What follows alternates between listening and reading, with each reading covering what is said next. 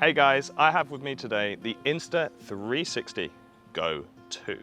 Now obviously the first thing that comes to mind when you see this thing is it is ridiculously tiny. So it got me wondering, how powerful is this camera and sort of what is it going to be good at? What is perhaps it's going to be missing, because they're going to have to cut some stuff out because of the size. And that's basically what I'm going to be going into in this video today. So I'll start off by talking about the attachments that this camera comes with, because it's got some really cool, actually really inventive attachments for it. So firstly here, we've got it sort of little carry case. So you can see actually it magnetizes in and out of this carry case. Now this carry case obviously acts as a tripod. So if you want to get any sort of tripod shots, if you want to do, you know, any stuff where basically you don't want movement, then obviously this is really good for that. It also has some controls on the body. So you've got like a few basic controls. You've got a record button, and you've got like another button which you can use in a few different ways to sort of get around some menus. It is very basic, the controls on this thing, but there is also an app you can use to control the camera. So it's sort of just like, basically, generally you will be using the app to control the camera, but if you don't want to get the app out for any given moment, then you know, the fact that you can record through this is really cool. Insta360 actually have a range of attachments, and some of them are just really creative and really actually clever, I think. And probably my favorite one is this necklace. So you can use those magnets that I told you about just to quickly magnetize it onto the back there. Pop it around your neck, hopefully it doesn't scratch up my radio mic too much and sound horrible. And then there you go, you've got your necklace with your Insta360 on. But you can also thread it through the inside of your shirt like I'm gonna show you right now. So I just popped this on the inside of my shirt, I magnetized through it, and then all of a sudden it's really stable. It's not really gonna move around at all, which enables you to get awesome hyperlapses. They're really easy to set up in the app, and then all you've got to do is just wander around and you just get this awesome footage. It's perfect for anybody that is traveling and sort of wants to document perhaps that travel journey, or going for a walk and wants to document that walk. It just looks really, really cool. I also think it's actually pretty subtle. Obviously it does look pretty ridiculous just wandering around with the camera like levitating over my chest.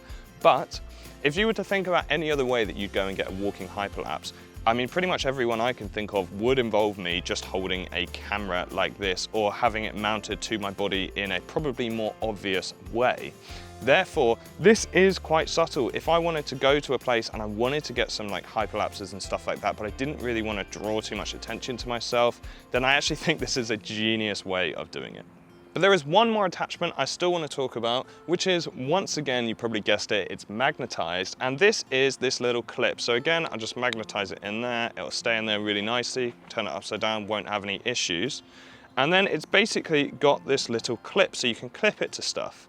Now, the other day, when I was testing out this camera, I went out and sort of did some quick vloggy test stuff, but I also went to this like skate track near my house, just to sort of try out some of these attachments and really test that stabilization.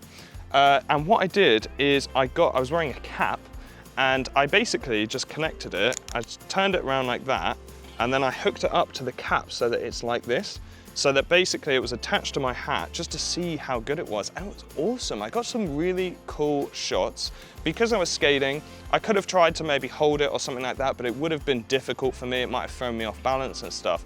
So it basically meant that I could skate freely without really knowing that I had it on, but then also had some really, really fun footage to check out. So I put a few shots in here, but anybody that's interested in a lot of physical activity, or you know, somebody who does mountain biking or something, this could also really work for, because there's a lot of different things that you could clip this to and just get really nice action shots without it getting in your way. But I think that's probably enough talk about the attachments here, so what I'll talk about is some of the actual video stuff. I'll start off with the image quality. I thought the image quality was good.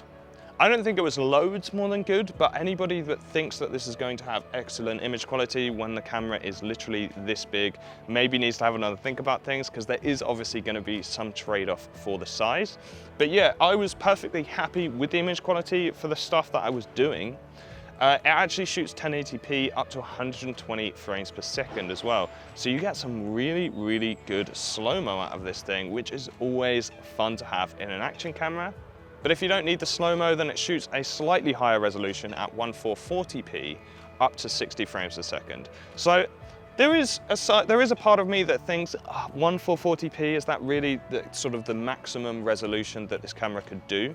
But then there's also another side of me that looks at the size of this thing and goes, you're gonna have to lower your expectations. There's not so much. You can't expect this camera to do everything when it is this small. It has a pro video mode, which has a flow state stabilization, which is actually really good. What I've done here is I tried to get the same shot basically twice, one in pro mode, one in the normal mode, and you can compare the stabilization and see how you think it's fared. Now, there is a couple of things that slightly annoyed me about this camera, so I do want to go into those as well. The first one is the battery life. It's got 150 minutes of battery life in this thing, which is more than enough for me. I'm actually really impressed by that. But as soon as you take it out, it has a 30-minute battery life. That is 30 minutes of record time, mind you, though. But it does mean that it's not a camera you can just bring out and shoot all day with. It's more of one you want to keep in your back pocket and sort of bring out for specific shots. Not the end of the world, but just something to be aware of.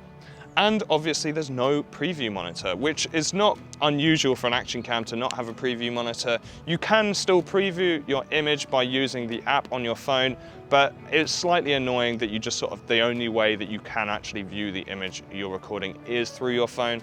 But as I said, I'm not actually surprised by that, as that is the case with a fair few action cameras out there. That being said though, that is not necessarily going to put me off this camera, because it offers so much. It's so unique. It is an incredibly unique camera. Obviously you've got the size is a big USP, but not only that, but you have all of these cool attachments which enable you to just get weird shots that you couldn't really get on other things. And that's why I enjoyed shooting on this camera so much, is because I felt like I was getting footage that I hadn't shot before.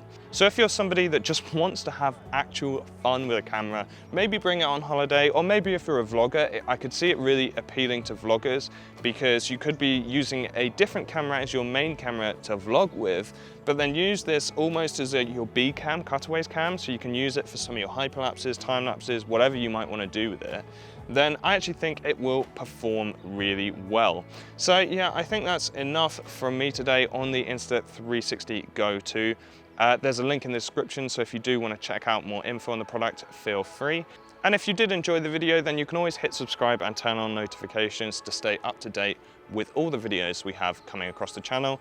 And if you have any questions or anything you'd like to hear from me, then pop them below the video and I'll get back to you as soon as I can. Thanks for watching.